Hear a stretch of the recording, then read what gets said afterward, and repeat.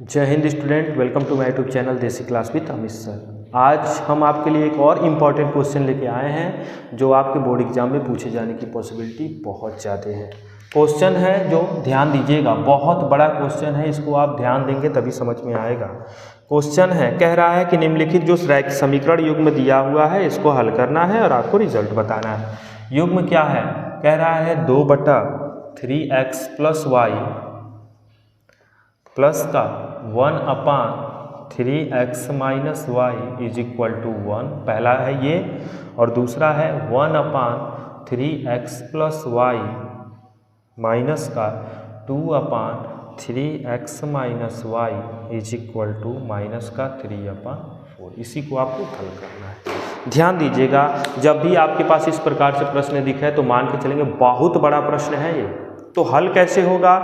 तो जब कभी भी हर के स्थान पर अगर आपका चर आता है तो उस प्रश्न को आप मान कर करेंगे। जैसे देखिए, अंश में चर नहीं, हर में आ गया है, और हर में जब आप एलसीएम लेंगे, मल्टीप्लाई करेंगे तो दोनों चर एक साथ गुणनखंड के रूप में हो जाएंगे, जो कि आपको ऐसा नहीं करना है।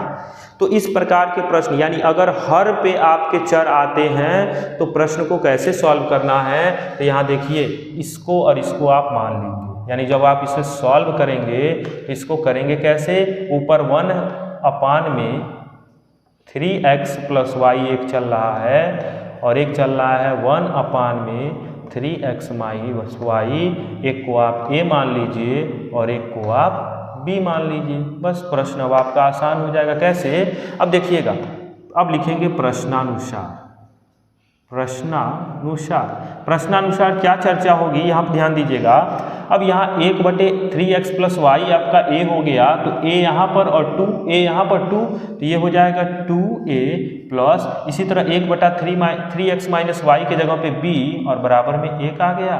ठीक है, इसी तरह इसको आप चाहें तो समीकरण 1 मान सकते हैं। और यहाँ पर दूसरे में आए तो 1/3x + y के जगह पे अकेले a है और माइनस का, यहाँ देखिए, यहाँ पे 1 ये 2 है, तो 2 है तो 2 के साथ 1/3x - y b हो गया, तो हो जाएगा 2b और बराबर में -3 बटे कितना है? 4।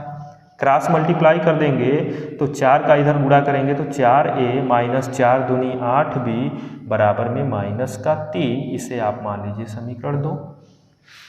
अब आपको पता है 3 विधि होता है, प्रतिस्थापन विधि, विलोपन विधि, ब्रजगुणन विधि। किस विधि से लगाएंगे? तो यहाँ पर इसका गुणांक 4 है, इसमें समीकरण 1 में 2 से गुणा करने पर, और जब 2 से गुणा करेंगे तो क्या हो जाएगा? 2 दूना 4a प्लस 2b = 2। ये हो गया समीकरण 3। इसके नीचे समीकरण 2 ला दीजिए, 4a - 8b बराबर -3। ये समीकरण 2 है, और इसको आप क्या कर दीजिए? घटा दीजिए। तो यहाँ लिख देंगे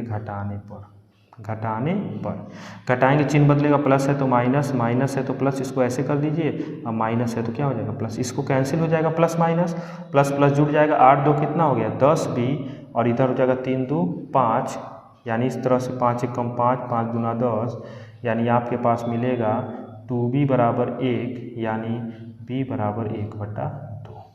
इसको आप ऐसे सर्किल कर लेंगे। आपको शायद दिख रहा होगा, एक बार मैं चेक कर लेता हूँ।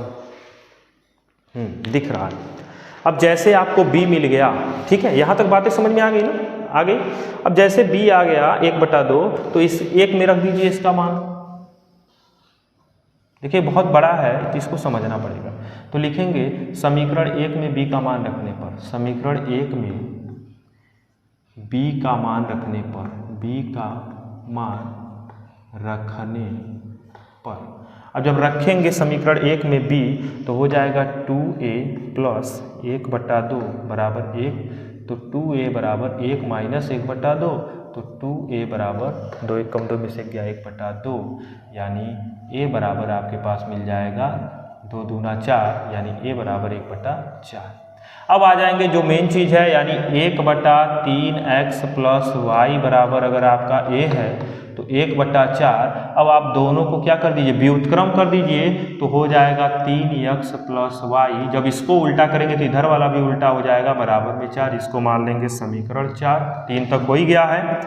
अब b वाला देख लीजिए, तो 1/3x माइनस वाई बराबर b था और b के जगह पे आपका आया है 1/2। इसको भी व्युत्क्रम कर दीजिए, तो जब इसको उल्टा करेंगे 3x माइनस वाई तो इधर वाला भी उल्टा हो जाएगा 2, ये हो जाएगा समीकरण 5। और समीकरण 4 में से 5 को घटा दीजिए, समीकरण 4 में से या जोड़ दीजिए समीकरण 4 में समीकरण 5, क्योंकि यहाँ माइनस प्लस आई है, विलोपन लगा दीजिएगा। समीकरण 4 में समीकरण 5 जोड़ने पर, क्या करने पर, जोड़ने पर जोड़ देंगे तो हो जाएगा 3x प्लस वाई बराबर 4, ये हो गया समीकरण 4। और 3x माइनस वाई बराबर 2, ये हो गया समीकरण 5।